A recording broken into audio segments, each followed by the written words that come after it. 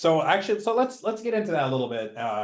And also part of this is like, establishing that kind of background for folks. So 7 locations, procurement, wholesale, Arizona, right? And so I think a lot of folks, I don't know how many Arizona folks we have in here, but give us just a really quick lay of the land of challenges when it comes to procurement in Arizona. Like Arizona is a more developed market, pricing compression, like just give us a really quick, like, what are you dealing with in the market right now? The market is tricky right now. I mean, at the moment, we chatted a little bit earlier, and we were talking about how we're limited on the amount of dispensaries that are here in the state, and I think we're pretty much capped out at roughly 170 licenses. So, the in terms of scarcity, in terms of compression, it's very tough, and so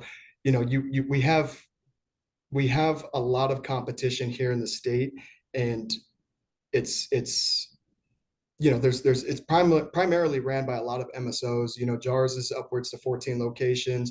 Trulieve is upwards to 18 plus locations, and so a lot of these guys, it creates a very difficult environment to work in. And at the end of the day, we got to team up with these guys. You got to work with them. So, going back to what I was talking about in terms of having the retail and the wholesale aspect of the company, that kind of stems into reciprocation and the type of deals that we're working out with a lot of these people. So if you want to get entrance into a certain, MSO, to achieve that 99% or 100% market penetration, in turn, we have to bring on some of their products. And so that's kind of what's going on in the state of Arizona, is kind of like trades for shelf space, but Yeah. understanding the velocity of some products. Some things are just slow movers, and there's some things that you need to go work out in those relationships to create a demand behind these products.